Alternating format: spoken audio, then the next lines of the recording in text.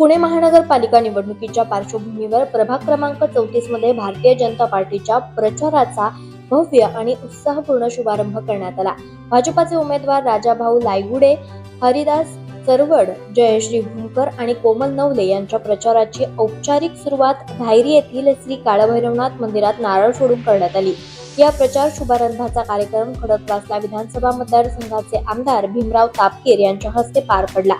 यावेळेस बोलताना आमदार तापकीर यांनी प्रभाग क्रमांक 34 मध्ये भाजपाचे सर्व उमेदवार मोठ्या मताधिक्याने विजयी होतील। केंद्र आणि राज्यातील भाजप सरकारच्या विकास कामांवर जनतेचा ठाम विश्वास आहे, असा विश्वास व्यक्त केला।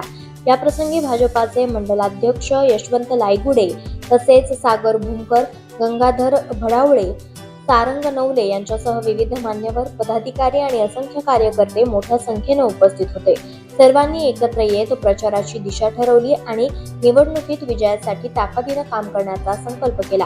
प्रचार शुभारंभानंतर धायरी, नरे आणि वडगाव परिसरातून भव्य रॅली काढण्यात आली। ढोल ताशांच्या गजरात भाजपाच्या घोषणा देत ही रॅली मार्गस्थ झाली। नागरिकांनी रस्त्याच्या दुतर्फा उभे राहून रॅलीचं स्वागत केलं।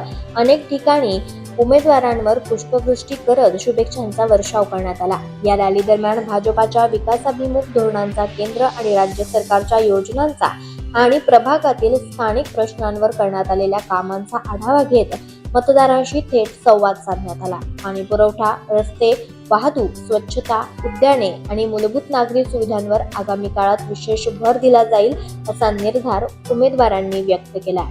आरंभ पर्व न्यूज करिता लक्ष्मण साबळे, पुणे।